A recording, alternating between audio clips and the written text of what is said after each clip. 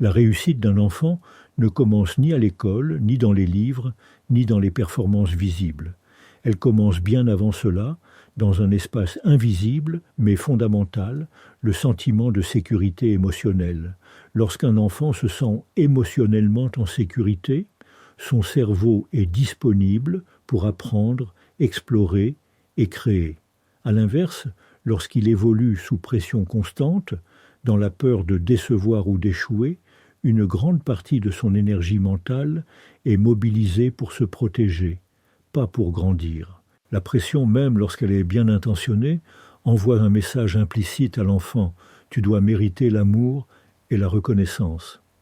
Ce message peut produire une obéissance immédiate ou des résultats rapides, mais il fragilise profondément l'estime de soi. L'enfant apprend alors à se définir par ses performances plutôt que par sa valeur intrinsèque. Il devient dépendant du regard extérieur, redoute l'erreur et évite les défis qui pourraient mettre en danger l'image qu'il pense devoir maintenir. Sur le long terme, cette dynamique freine l'audace, la créativité et la capacité à prendre des initiatives. La sécurité émotionnelle, au contraire, repose sur une base simple mais puissante. L'enfant sait qu'il est accepté tel qu'il est, indépendamment de ses réussites ou de ses échecs. Cela ne signifie pas l'absence de règles ou de limites, mais la certitude que l'amour, le respect et l'écoute ne sont pas conditionnels. Dans cet environnement, l'erreur n'est plus vécue comme une menace, mais comme une étape normale du processus d'apprentissage. L'enfant ose poser des questions, tenter de nouvelles choses et persévérer face aux difficultés, car il ne craint pas de perdre sa place ou l'affection de ses figures de référence. Sur le plan neurologique, cette sécurité joue un rôle essentiel. Un climat émotionnel apaisé permet au cerveau de fonctionner de manière optimale. Les zones liées à la réflexion, à la mémoire et à la prise de décision sont plus actives lorsque l'enfant se sent compris et soutenu. À l'inverse, la pression chronique active les mécanismes de stress, ce qui altère la concentration, la régulation émotionnelle et la capacité à apprendre sur la durée. Ce n'est donc pas seulement une question de bien-être, mais aussi d'efficacité réelle dans le développement des compétences. Grandir dans la sécurité émotionnelle aide également l'enfant à construire une relation saine avec l'effort. Il ne travaille pas pour éviter une punition ou obtenir une validation permanente, mais parce qu'il ressent un intérêt, une curiosité ou un sens personnel. Cette motivation interne est bien plus durable que toute contrainte externe. Elle prépare l'enfant à affronter la complexité du monde réel, où les récompenses ne sont pas toujours immédiates et où la persévérance repose avant tout sur la confiance en soi. Enfin, un enfant qui se sent émotionnellement en sécurité développe une capacité précieuse, celle de demander de l'aide sans honte et d'exprimer ses émotions sans peur. Il apprend que la vulnérabilité n'est pas une faiblesse, mais une force qui permet de mieux se comprendre et de mieux avancer. Cette base intérieure solide l'accompagnera bien au-delà de l'enfance, dans ses relations, ses choix et sa manière de faire face aux défis de la vie. Un enfant se construit avant tout par observation. Bien avant de comprendre des règles abstraites ou des discours moralisateurs, il observe attentivement les comportements, les réactions et les attitudes des adultes qui l'entourent. Chaque geste, chaque ton de voix, chaque manière de gérer une difficulté devient une information silencieuse mais profondément marquante. L'exemple agit comme un langage constant, bien plus puissant que les consignes répétées ou les recommandations verbales parce qu'il s'inscrit dans le réel et dans le quotidien. Lorsque l'on dit à un enfant d'être calme tout en réagissant soi-même avec colère ou impatience, le message réel n'est pas celui des mots, mais celui de l'attitude. L'enfant ne retient pas ce qu'on lui demande de faire, il retient ce qu'il voit être fait. Il apprend alors que les émotions ne se régulent pas par le dialogue, mais par l'explosion ou l'évitement. À l'inverse, un adulte qui verbalise ses émotions, qui reconnaît ses erreurs et qui montre comment se recentrer, enseigne des compétences émotionnelles concrètes sans avoir besoin de longs discours. L'exemple influence aussi la manière dont l'enfant perçoit l'effort et la persévérance. Un parent qui abandonne rapidement face aux obstacles tout en exigeant de l'enfant qu'il persévère crée une incohérence difficile à intégrer. En revanche, un adulte qui montre comment il affronte la fatigue, le doute ou l'échec transmet une leçon silencieuse mais durable. L'enfant comprend alors que les difficultés font partie du chemin et qu'elles ne définissent pas la valeur d'une personne. Cette compréhension ne vient pas d'une explication théorique, mais de situations vécues et observées. Les valeurs elles-mêmes ne s'enseignent pas par injonction. Le respect, l'honnêteté, la bienveillance ou la responsabilité prennent sens lorsqu'ils sont incarnés. Dire à un enfant de respecter les autres tout en parlant mal de certaines personnes ou en méprisant leurs émotions crée une dissonance qui affaiblit le message. L'enfant apprend alors que les valeurs sont des règles adaptables selon les circonstances plutôt que des principes profonds. À l'inverse, voir un adulte agir avec cohérence, même lorsque cela demande un effort, donne aux valeurs une réalité concrète et crédible. L'exemple joue également un rôle central dans la construction de l'estime de soi. Un enfant qui voit un adulte se traiter avec dureté, se dévaloriser constamment ou nier ses propres besoins, apprend que l'amour de soi est secondaire, voire interdit.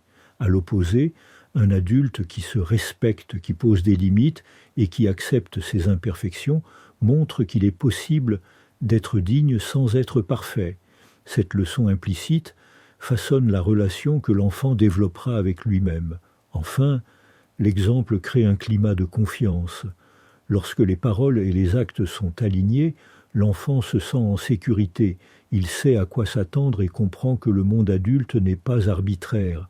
Cette cohérence lui permet d'intégrer les règles plus facilement, non pas par crainte de la sanction, mais parce qu'elles font sens dans un cadre qu'il observe et expérimente chaque jour. L'échec fait peur, surtout lorsqu'il s'agit d'un enfant. Il est souvent perçu comme un signe de faiblesse, un retard ou une menace pour l'avenir.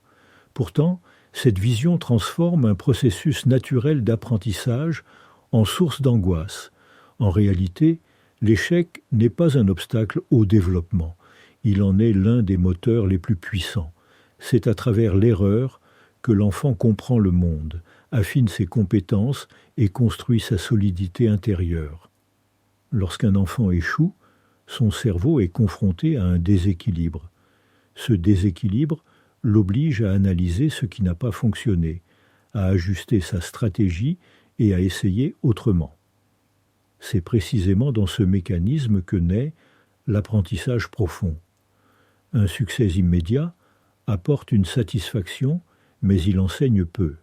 L'échec, lui, oblige à réfléchir, à persévérer et à développer une compréhension plus fine des situations. En le privant de cette expérience, on prive l'enfant d'un entraînement essentiel à la vie réelle. Éviter systématiquement l'échec en intervenant trop vite ou en facilitant excessivement les choses envoie un message implicite. Tu n'es pas capable de faire face à la difficulté seul. Même sans le vouloir, cela fragilise la confiance en soi. L'enfant apprend alors à dépendre de l'adulte pour résoudre ses problèmes et développe une peur disproportionnée de l'erreur. À long terme, cette peur peut le conduire à éviter les défis, à choisir la sécurité plutôt que la progression et à se limiter lui-même bien avant d'avoir atteint ses capacités réelles. À l'inverse, lorsqu'un enfant est autorisé à échouer dans un cadre sécurisant, il découvre que l'erreur n'est ni une honte ni une fin. Il apprend que la frustration est supportable, que l'inconfort est temporaire et que l'effort peut mener à une amélioration. Cette expérience renforce la résilience émotionnelle. L'enfant comprend qu'il peut survivre à l'échec, qu'il peut se relever et que sa valeur ne diminue pas parce qu'il s'est trompé. La manière dont l'adulte réagit face à l'échec est déterminante. Une réaction excessive, critique ou dévalorisante transforme l'erreur en traumatisme. En revanche, une attitude calme, curieuse et encourageante transforme la situation en opportunité d'apprentissage. L'enfant apprend alors à analyser plutôt qu'à se juger, à comprendre plutôt qu'à se blâmer. Il développe un regard constructif sur lui-même et sur ses capacités. L'échec enseigne aussi une compétence fondamentale, la patience. Dans un monde où tout semble devoir être rapide et immédiat, accepter de ne pas réussir du premier coup apprend à respecter le temps nécessaire à la progression. L'enfant découvre que la maîtrise vient avec la répétition, que l'amélioration est souvent invisible au début et que la constance compte plus que le talent brut. Cette compréhension forge une mentalité orientée vers l'évolution plutôt que vers la perfection. En intégrant l'échec comme une étape normale et utile, l'enfant développe une relation plus saine avec la réussite. Il ne cherche plus à éviter l'erreur à tout prix, mais à apprendre, à grandir et à avancer malgré l'incertitude, avec une confiance intérieure qui ne dépend pas uniquement des résultats visibles. L'autonomie ne naît pas de l'obéissance, mais de la confiance accordée à l'enfant. Lorsqu'un adulte cherche à tout contrôler, à anticiper chaque difficulté et à diriger chaque choix, il peut croire qu'il protège ou qu'il guide efficacement. En réalité, ce contrôle constant empêche l'enfant de développer les compétences internes nécessaires pour agir par lui-même. L'autonomie se construit progressivement lorsque l'enfant sent que l'on croit en sa capacité à réfléchir, décider et assumer les conséquences de ses actes. Faire confiance à un enfant ne signifie pas le laisser livrer à lui-même ou sans repère. Cela signifie lui offrir un cadre clair, tout en lui laissant de l'espace pour expérimenter. Lorsque l'enfant peut choisir, même dans des situations simples, il apprend à évaluer les options, à écouter ses besoins et à mesurer les effets de ses décisions. Ces micro-expériences quotidiennes forment la base de la prise de décision responsable. Sans elles, l'enfant peut devenir dépendant des directives extérieures et se sentir perdu dès que l'autorité n'est plus présente. Le contrôle excessif transmet souvent un message implicite de doute. À force d'entendre ce qu'il doit faire, comment il doit le faire et pourquoi ses idées ne sont pas les bonnes, l'enfant peut conclure qu'il n'est pas compétent. Cette perception fragilise la confiance en soi et peut engendrer soit une soumission passive, soit une opposition constante. Dans les deux cas, l'enfant n'agit pas à partir de sa propre compréhension, mais en réaction au contrôle exercé sur lui. À l'inverse, lorsque la confiance est présente, l'enfant ose. Il ose essayer, proposer, se tromper et recommencer. Il développe un sentiment de responsabilité naturelle, non pas parce qu'il a peur de la sanction, mais parce qu'il se sent impliqué.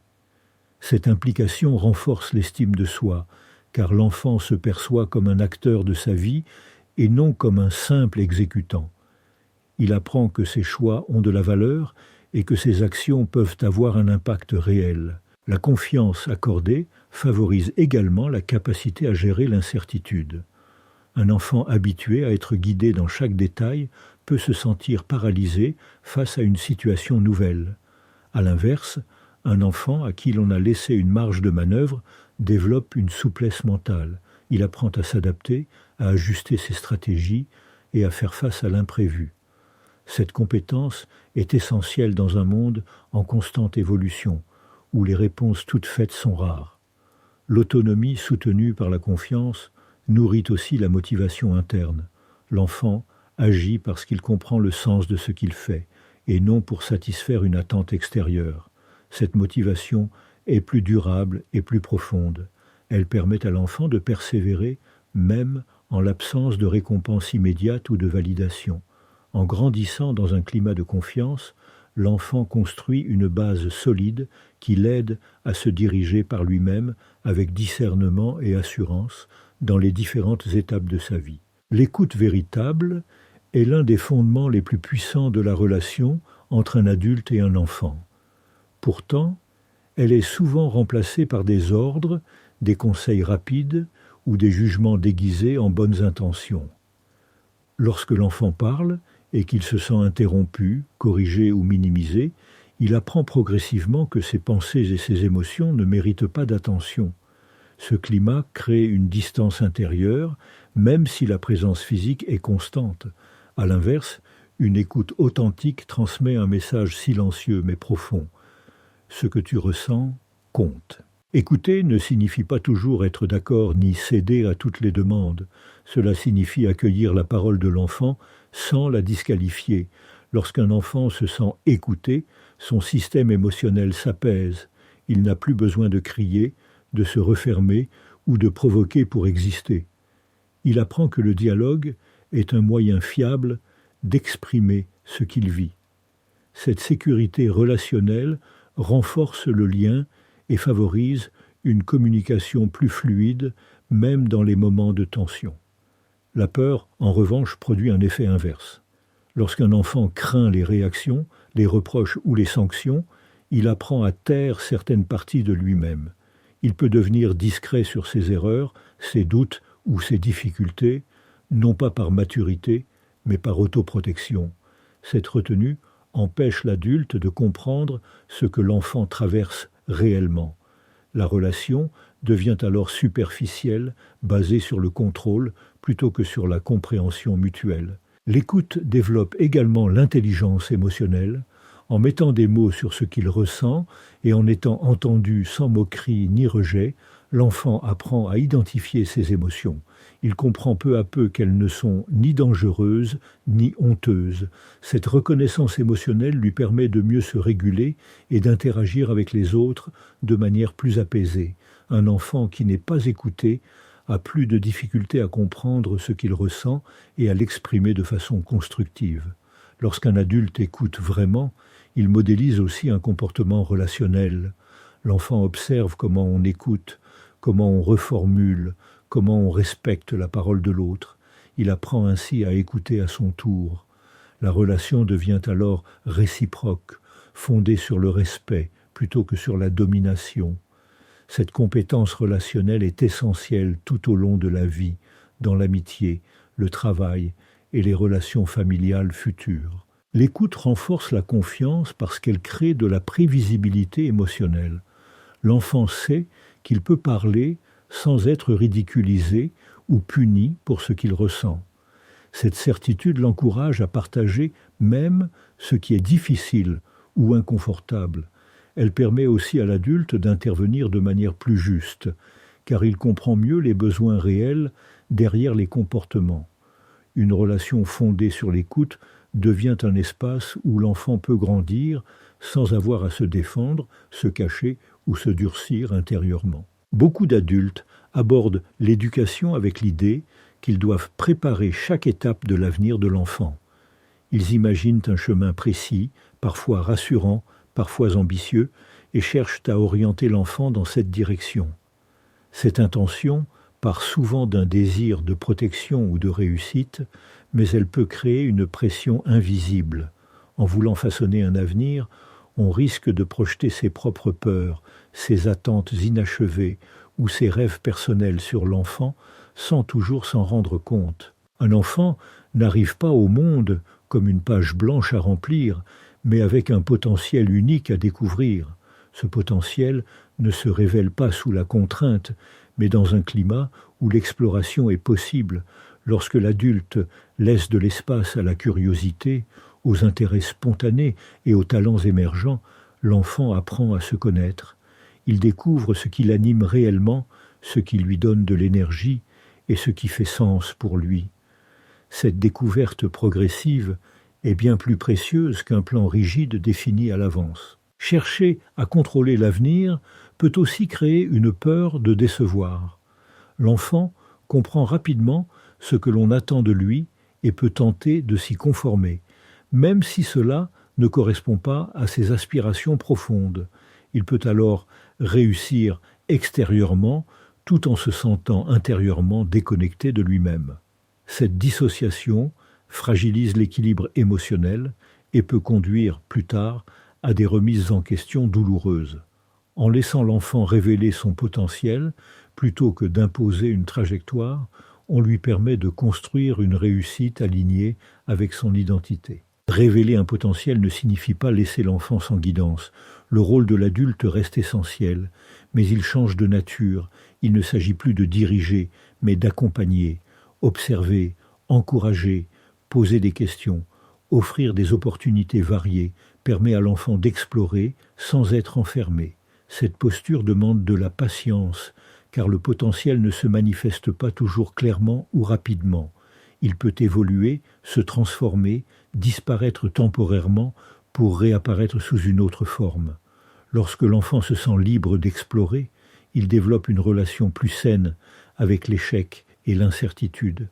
Il comprend que son chemin n'a pas besoin d'être parfaitement défini pour avoir de la valeur.